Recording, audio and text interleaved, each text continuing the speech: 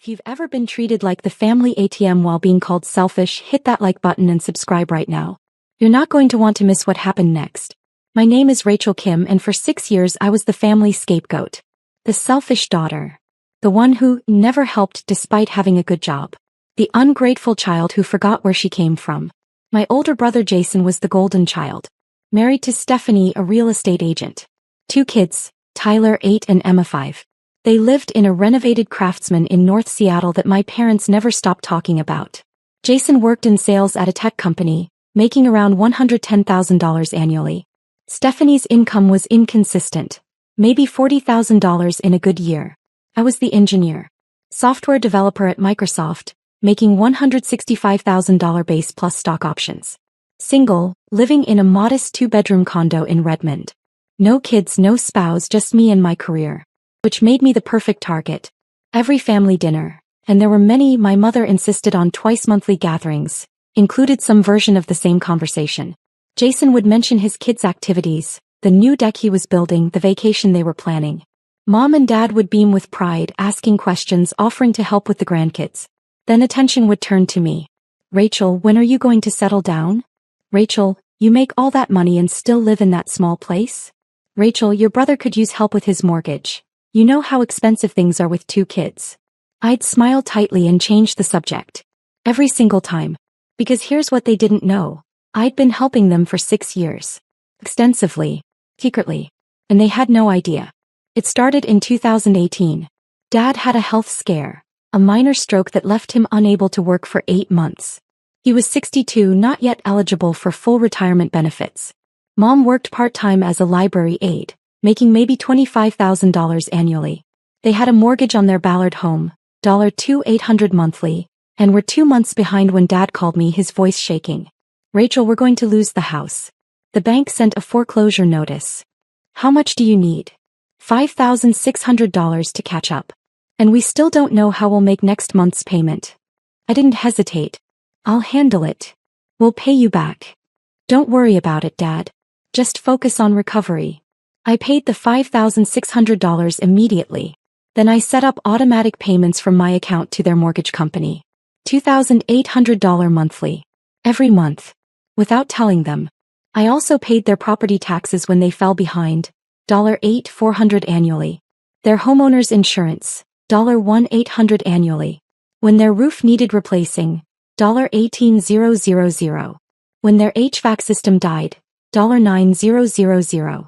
Over 6 years, I'd paid $247,200 for their expenses. But I never mentioned it. I let them think Dad's partial disability checks and Mom's library salary were covering everything. Because I wanted to see something. Would they appreciate me without knowing what I was doing? Would they value me just for being their daughter? The answer was brutal. Jason, meanwhile, lived beyond his means. The Craftsman house cost $780,000. Purchased in 2017 with a mortgage they could barely afford. The new deck, the annual Hawaii vacations, the $60,000 SUV, Tyler's private soccer league, Emma's gymnastics. All of it was financed by credit cards and home equity loans. My parents praised his success constantly. Jason's doing so well, Mom would say. Providing such a beautiful life for his family. Meanwhile, Jason would make snide comments about my lifestyle. Must be nice having all that money and no responsibilities, he'd say, his tone just friendly enough to avoid being called out. Rachel's sitting on her pile of gold like a dragon. Stephanie would laugh. A little too hard, a little too mean. Mom and Dad would smile uncomfortably but never defend me. The comments escalated over time. At Christmas 2023, Jason announced they were planning a 2-week European vacation. London, Paris, Rome. How are you affording that? I asked innocently. We work hard, Stephanie snapped. We deserve nice things. Unlike some people who just hoard their money, Jason added, looking directly at me. I said nothing. Let it slide like I always did. But Mom's next words hit differently. Rachel, you could learn something from your brother. He knows the importance of family experiences, of creating memories. You're so focused on yourself. I'm focused on myself? You never offer to help. Never ask if we need anything. Just keep your money to yourself. She shook her head sadly. I raised you better than that. Something cold settled in my chest. But I smiled and changed the subject. That night I went home and pulled up my financial records. Every payment I'd made for my parents over 6 years. Every mortgage payment, every tax bill, every insurance premium, every emergency repair. I organized them chronologically. Created a spreadsheet with dates, amounts, and purposes. Printed everything out. 6 years of bank statements and canceled checks, 147 pages total. Then I made copies. Multiple copies. Because if they wanted to call me selfish, I was going to make sure they understood exactly what that word meant. The breaking point came in March 2024 at the twice-monthly family dinner. This time at my parents' house, the house I'd been paying the mortgage on for 6 years. Jason and Stephanie arrived late as usual. The kids ran wild in the backyard. Mom cooked her usual spread, Korean food that took hours to prepare. Dad sat at the head of the table looking tired but healthier than he'd been in years. Dinner started normally. Updates about the kids, Jason's latest sales numbers, Stephanie's new real estate listing. Then Stephanie turned to me. Rachel, we need to talk about something. Okay. Jason's company is doing layoffs. He might lose his job in the next quarter. My stomach dropped. I'm sorry, Jason. That's terrible. We're going to need help, Jason said, not looking at me. The mortgage, the bills were stretched thin. How can I help? Money, obviously, Stephanie said, her tone sharp. You make way more than us and have no expenses. We need about $5,000 a month until Jason finds something new. $5,000 a month? Is that a problem? Jason's voice had an edge. We're family. Drop a comment and let me know where you're watching from tonight. I don't have $5,000 a month to spare. Bullshit, Stephanie interrupted. You make $165,000 and live alone in a tiny condo. Where does all your money go? That's my business. Rachel. Mom's voice cut through, sharp, disappointed. Your brother needs help. This is what families do. We help each other. I help. No, you don't, Mom continued. You've never helped. Not once in all these years. You just keep your money to yourself, living your comfortable little life while the rest of us struggle. The accusation hung in the air like poison. Dad nodded slowly. Your mother's right, Rachel. You've been selfish. We raised you better than this. Jason leaned back, vindicated. Stephanie crossed her arms, satisfied.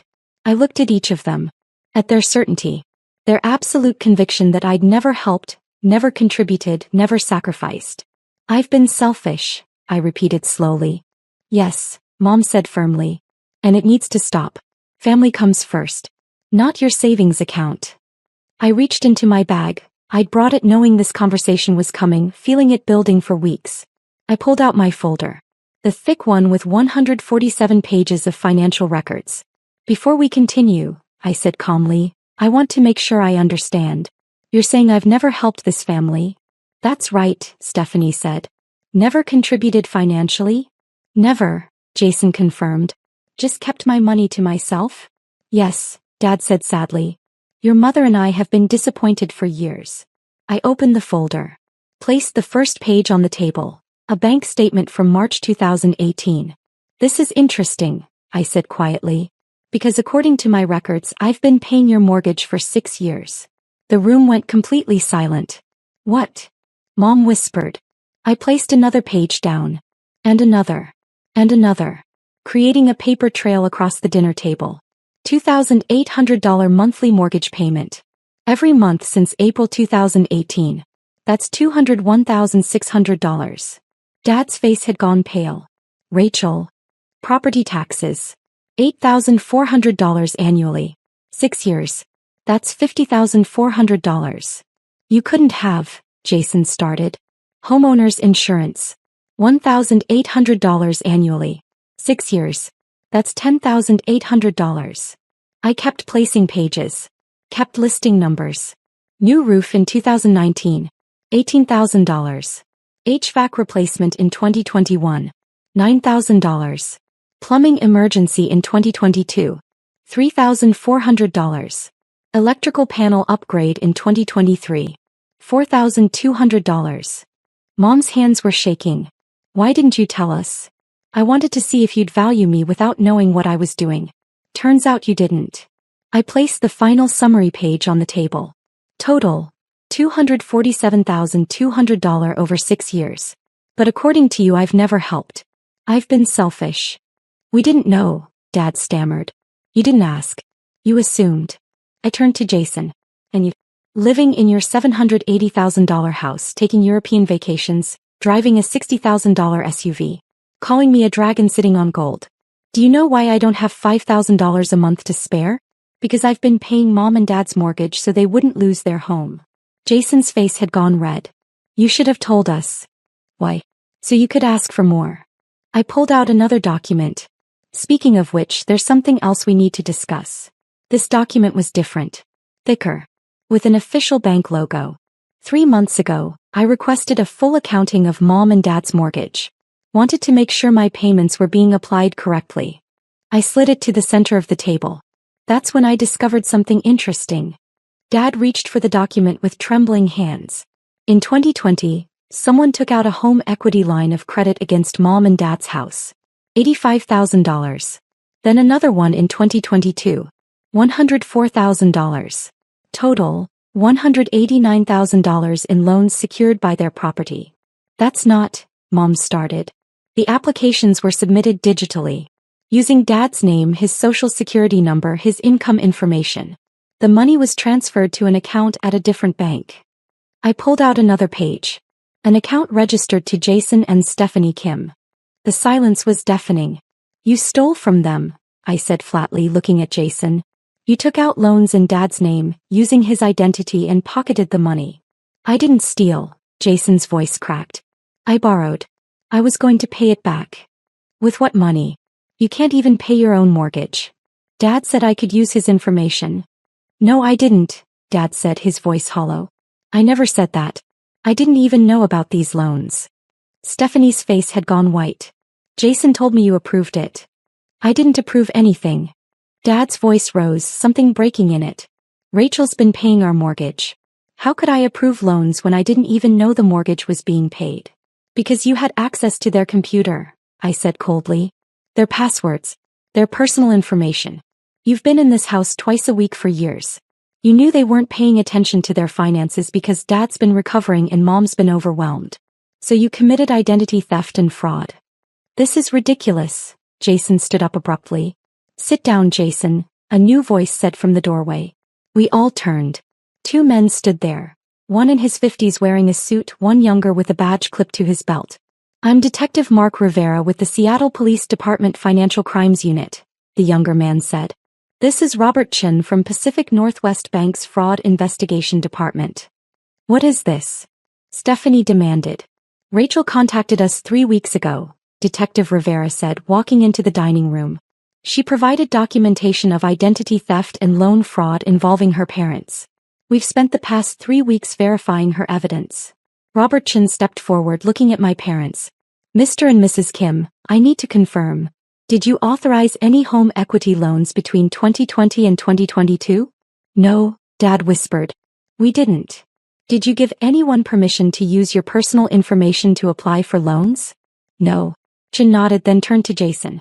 Mr. Kim, the IP addresses for the loan applications traced to your home network. The phone number used for verification calls belongs to you. The account receiving the loan funds is registered in your name. I can explain. Jason Kim, you're under arrest for identity theft, wire fraud, and exploitation of a family member. Detective Rivera moved toward him with handcuffs. You have the right to remain silent. Wait. Stephanie jumped up. This is insane. We're family. You can't. Ma'am, if you were aware of the fraud, you may also be charged. I didn't know. Stephanie's voice went shrill. Jason handled the finances. He told me his dad approved everything. Hit that subscribe button if you've ever had to expose toxic family to protect yourself, because what happened next was devastating. Jason didn't resist as they handcuffed him. He just stared at me, his expression a mixture of betrayal and disbelief. You called the cops on your own brother? You stole $189,000 from our parents using Dad's identity. What did you think would happen? I was going to pay it back. When? After the European vacation? After the new deck? After Tyler's private soccer and Emma's gymnastics. My voice was ice. You've been living on stolen money while calling me selfish. Detective Rivera led Jason toward the door. Stephanie was crying now, mascara streaming down her face. What about the kids? What am I supposed to tell them? Tell them the truth, I said. Tell them their father committed fraud. After they left, the dining room felt like a tomb. Mom sat frozen, staring at the papers scattered across the table. Dad had his head in his hands. The untouched food was growing cold. You set up your own brother, Mom said finally, her voice hollow. I documented his crimes. There's a difference. You could have talked to us. Worked it out as a family. I did work it out. I've been working it out for 6 years by paying your mortgage while Jason stole from you. I stood up, gathering my folder. But you still called me selfish. Still praised him while dismissing me. Still demanded I give more while he took everything. We didn't know. That's the problem, Mom. You didn't know because you never looked. Never asked. Never cared enough to understand what I was actually doing. I picked up my bag. You saw what you wanted to see, a successful son and a selfish daughter. Never occurred to you that reality might be the opposite. What happens now? Dad asked, his voice broken.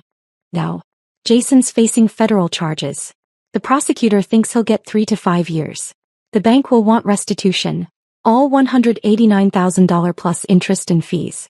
Your house has a lien against it until that's settled. Our house, Mom gasped. The house I've been saving for 6 years. Yeah. I moved toward the door. The bank is working on a settlement. Since you didn't authorize the loans, you're not legally responsible. But the process will take months. Maybe a year. Will we lose the house? Dad whispered. I paused. Considered making them sweat. Decided against it. No. I've negotiated with the bank. I'll continue paying the mortgage and handle the legal fees to resolve the fraud. The house stays in your name, clear title once this is settled. I'm covering everything. Why? Mom asked. After what we said, after how we treated you, why would you still help? Because unlike Jason, I actually care about this family. But I'm done being your scapegoat. I opened the door. I'm done with the twice-monthly dinners where you praise him and dismiss me. I'm done pretending to be less than I am so you feel comfortable criticizing me. I'm done begging for basic respect from people who should give it freely. Rachel, please. I'll pay your mortgage until the house is clear. I'll handle the legal mess Jason created. But our relationship, that needs to be rebuilt from the ground up. Based on honesty. Based on who I actually am, not who you assumed I was. What do you want from us? Dad asked. I want you to think about the last 6 years. About every time you called me selfish while I was paying your bills. About every time you praised Jason while he was robbing you. About every time you demanded more from me while taking everything for granted. I paused at the doorway. Then, if you want a relationship with me, we build a new one. One where I'm not the family ATM or the convenient scapegoat. I left them sitting at the table, surrounded by 147 pages of evidence that their selfish daughter had been their salvation all along. The immediate aftermath was catastrophic for Jason and Stephanie. The arrest made the local news. Seattle tech worker charged with family fraud. Jason's company fired him immediately, not just because of the pending layoffs, but because identity theft was a termination-worthy offense. Stephanie's real estate license was suspended pending investigation. Washington state takes fraud seriously, even when you're not the primary perpetrator. Their income dropped to zero overnight. The Craftsman house went on the market within 2 weeks. They needed money desperately, for Jason's legal defense, for basic living expenses for the kids. It sold in 9 days for $765,000, barely enough to cover their mortgage, the home equity loan they'd taken out themselves, not the fraudulent ones, and the credit card debt. After everything was settled, they cleared maybe $40,000. Half went to Jason's attorney retainer. The rest disappeared into living expenses within 3 months. They moved into a rental, a 3-bedroom apartment in Renton, a significant downgrade from their Craftsman showcase. Tyler had to leave his private soccer league. Emma's gymnastics ended. The European vacation was cancelled. Deposits lost. Stephanie's parents took the kids for weeks at a time while Jason dealt with court appearances and Stephanie scrambled to find work. Any work, since her real estate career was dead. Jason called me once, 6 weeks after his arrest. I almost didn't answer. Rachel, please. We need help. The kids are asking why we had to move, why Daddy's always at court. What do you want me to say, Jason? I'm sorry. I fucked up. I know that. But Tyler and Emma don't deserve to suffer for my mistakes. You should have thought about them before committing fraud. I did it for them. To give them a good life, to provide experiences. You did it for yourself, I interrupted. To maintain an image you couldn't afford. To look successful. And you blamed me for your failures. I was wrong. Yes, you were. You called me a dragon sitting on gold. Told me I was selfish. Convinced our parents I never helped. And the entire time I was paying their mortgage while you were robbing them. I paused. Do you have any idea how much that hurt? Silence on his end. I watched you get praised for 6 years. Watched mom and dad beam with pride at your success while dismissing my career as if it didn't matter. And when they needed help when they were about to lose their house, I stepped up silently because I loved them. Because that's what family actually means. Rachel. You don't get to call me now and ask for help. You made your choices. These are the consequences. What about Tyler and Emma? I've set up education accounts for both of them. $50,000 each, untouchable until they're 18. They'll have money for college that you can't steal or squander. Kept my voice level. That's for them, not you. Don't contact me again. I hung up. He took a plea deal 3 months later. 4 years in federal prison, full restitution of $189,000 plus $47,000 in interest and fees, and a permanent fraud conviction on his record. He'd never work in tech again, never get security clearance, never hold a professional license. His sentencing was in August. I didn't attend. My parents' reaction was more complicated. For the first month after the dinner they called constantly. Mom left tearful voicemails. Dad sent long emails explaining, justifying, apologizing. I responded to none of them. I continued paying their mortgage.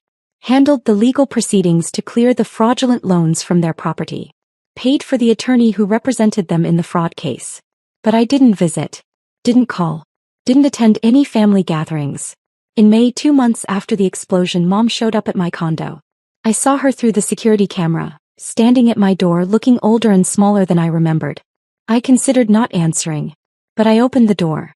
Rachel, please. We need to talk. I let her in. I said nothing. We sat at my small dining table, the one Jason had mocked as sad, compared to his custom-built farmhouse table, and the silence stretched between us like a chasm. Your father and I have been in therapy, Mom said finally. Processing what happened. Understanding our role in it. Okay. We enabled Jason. For years. We saw his spending and never questioned it. We praised his lifestyle without asking how he afforded it. We wanted so badly for him to be successful that we ignored the warning signs. And me. We took you for granted. Her voice cracked. We assumed you were fine because you seemed fine. You had a good job, a stable life. You didn't ask for anything. So we thought you didn't need anything. I needed respect. I needed to be seen. I know that now. Tears were forming. We treated you like an ATM and a scapegoat. We praised Jason's performance while dismissing your actual accomplishments. We demanded more from you while expecting less from him. Why? Because he was louder. More visible. He made us feel like successful parents with his big house and his kids and his lifestyle. You were quiet. Independent. You didn't need us, so we convinced ourselves you didn't want us either. I said nothing. Let her sit with that truth. I don't expect forgiveness, Mom continued. I don't deserve it. But I want you to know I see what we did. I see what you did for us. And I'm ashamed. Deeply, horribly ashamed. 6 years, I said quietly. 6 years I paid your bills. Saved your house. Covered your emergencies. And you called me selfish. Do you understand how much that hurt? I do now. Do you? Because it wasn't just the money. It was the complete dismissal. The assumption that I didn't care, that I wasn't contributing, that I was just hoarding my success while you all struggled. When the reality was the opposite. I know. And when Jason needed help, you immediately demanded I provide it. No question about whether I could afford it. No acknowledgement of what I might already be doing. Just an assumption that I owed him, owed you, owed everyone everything while getting nothing in return. Not even basic respect. Mom was crying fully now. What do you want from me, Rachel? What would make this right? I want you to understand that you can't undo 6 years of damage with one apology. I want you to recognize that I needed a mother, not a critic. I needed support, not demands. I needed to be seen as a person, not a resource. I paused. And I want you to understand that I'm not willing to go back to the way things were. What does that mean? It means no more twice-monthly dinners where I'm expected to perform. No more comparisons to Jason. No more assumptions about my life or my choices. If we rebuild this relationship, we do it slowly, honestly, with boundaries. What kind of boundaries? I'll visit once a month. Coffee or lunch, public place, 2 hours maximum. We talk about real things, not just surface updates but actual conversations. You ask about my life and actually listen. I tell you what I need and you respect it. Can I ask questions? About what you've been doing about your work? You can ask. I'll answer if I want to. But you don't get to judge my answers or tell me what I should be doing differently. She nodded slowly. Your father wants to apologize too. He can. Same terms. And Jason? What about him? Will you ever forgive him? I thought about that. About the years of snide comments, the golden child treatment, the fraud, the blame. I don't know. Maybe. But not anytime soon. He needs to serve his time. Make restitution. Actually change. Then we'll see. He's asking if you'll help with the restitution payments. No. My voice was firm. I'm paying for the legal cleanup because it affects your property. But Jason's restitution is his responsibility. He can get a job when he gets out. Work minimum wage if he has to. Figure out what the rest of us figure out without committing fraud. Mom flinched but nodded. That's fair. We talked for another hour. Carefully with long pauses. She asked about my work. Really asked, listened to my answers without interrupting. I told her about a project I was leading, a promotion I'd received 6 months ago that I'd never mentioned. She looked genuinely interested, genuinely proud. Felt strange, unfamiliar, but not entirely bad. When she left, she hugged me at the door. Thank you for not giving up on us completely. I'm not sure what we'll become, I said honestly, but I'm willing to see. That's more than I deserve. Over the next 6 months, the slow work of rebuilding began. Once a month I met my parents for coffee or lunch. 2 hours, public places, actual conversations. They asked about my projects at Microsoft, my life, my interests. I asked about Dad's health, Mom's work at the library, how they were handling Jason's incarceration. We didn't talk about money. Didn't mention the mortgage payments I continued making. It just happened in the background, acknowledged but not discussed. Dad struggled more with the situation. He'd idolized Jason, built so much of his identity around being the father of a successful son. The fraud conviction shattered that identity. I don't know who I am anymore, he admitted at one of our lunches in October. I thought I'd raised 2 successful kids. Turns out I raised 1 successful daughter and 1 criminal son. And I couldn't tell the difference. You saw what you wanted to see, I said gently. Jason was performing success. I was building it quietly. You valued the performance. I did. And I'm sorry. We kept meeting. Kept talking. The relationship remained careful, bounded, but slowly improving. I declined their invitation to Thanksgiving. Too soon, too much. They understood. Christmas, I reconsidered. Sent a gift. A photo album I'd made filled with pictures from my childhood, my career, my life over the past 6 years. Each photo had a caption explaining what was happening, what I'd been building, what I'd been achieving while they weren't looking. Mom called when she received it. Rachel, this is beautiful. I had no idea. I know. That was the problem. Can we see you? Maybe for an hour on Christmas Eve. I agreed. 1 hour became 2. We exchanged gifts, shared a meal, talked carefully around the damage we were still healing. It wasn't perfect. It wasn't the family I'd wanted. But it was honest. If you've ever had to walk away to save yourself, tell me your story in the comments. What would you have done in my situation? Jason was released in January 2028 after serving 3.5 years. He came out to a world that had moved on without him. His marriage to Stephanie had ended in divorce after 2 years. She'd married him for the lifestyle, and when that collapsed, so did her interest. She had primary custody of Tyler and Emma. Jason lived with our parents for 6 months while trying to rebuild. He worked at a grocery store, then a warehouse, cobbling together maybe $35,000 annually. His felony conviction blocked him from most professional opportunities. He wrote me letters from prison. Dozens of them. Apologizing, explaining, begging. I read them all but never responded. When he got out, he called. I let it go to voicemail. He called again. Voicemail. Voicemail. Finally, he showed up at my condo building. Security called me. There's a Jason Kim here to see you. Tell him I'm not available. He says he'll wait. Tell him he can wait forever. I'm not seeing him. He waited for 3 hours before leaving. 2 weeks later, I agreed to meet him. Coffee shop, public place, 1 hour maximum. I told him explicitly, this doesn't mean forgiveness. This means I'm willing to hear what you have to say. He looked different. Thinner, older, harder. Prison had stripped away the arrogant tech bro veneer, leaving something more raw underneath. Thank you for seeing me, he said, his voice quiet. You have 45 minutes. I'm sorry. For everything. For the fraud, for stealing from mom and dad, for all the years of calling you selfish while you were saving us.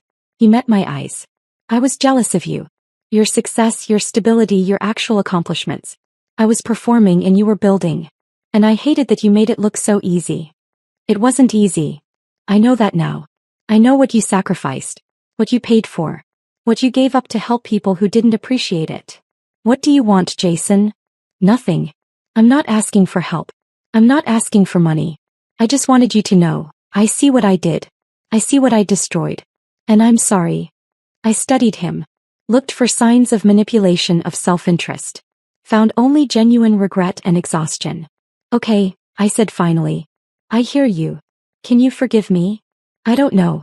Maybe someday. Not today. That's fair. He stood to leave. For what it's worth, Tyler asks about you. He remembers you used to bring him books, play games with him.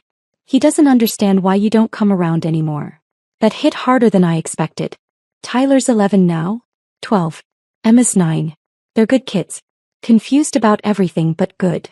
I set up education accounts for them. $50,000 each. I know. Mom told me. That's more than I deserve. It's not for you. It's for them. He nodded. Will you ever want to see them? Maybe. When they're older. When they can understand what happened and make their own choices about family. I paused. But not while they're living with Stephanie and not while you're still figuring out who you are post-prison. I understand. We parted awkwardly. No hug, no promises. Just an acknowledgement that maybe, someday in years we might find a way to be siblings again. Maybe. I'm 34 now. Still at Microsoft. Now a senior engineering manager earning $285,000 plus substantial stock options. I bought a house last year. A beautiful Craftsman in Wallingford with 3 bedrooms, a home office and a garden. Paid cash. My parents' mortgage will be paid off next year. 7 years of payments, $235,200 total. The fraudulent loans were resolved. The bank wrote them off as losses, my parents' credit recovered, the title cleared. The house is theirs free and clear. I see them monthly. The relationship is careful but real. They ask about my life. They listen when I talk. They don't compare me to Jason anymore. There's nothing left to compare.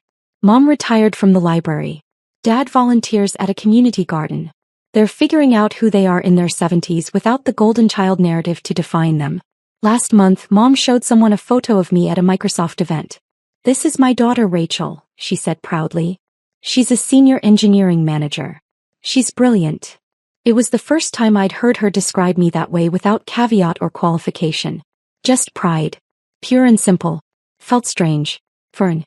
But good. The money I spent on them, $247,200 over 6 years, could have been a down payment on a bigger house, an investment portfolio, early retirement funding.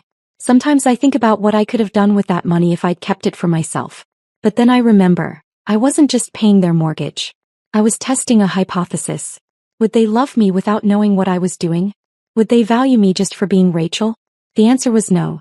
But learning that answer was worth every penny. Because it freed me. Freed me from chasing their approval, from trying to earn love that should have been freely given, from shrinking myself to make them comfortable with my success. I'm not the selfish daughter. I never was. I'm the daughter who saved them, who protected them, who sacrificed for them, while they praised the son who robbed them. And now they know it. The greatest victory isn't making them apologize. It's building a life so solid, so authentic, so true to myself that their opinion, whether praise or criticism, becomes just information, not definition.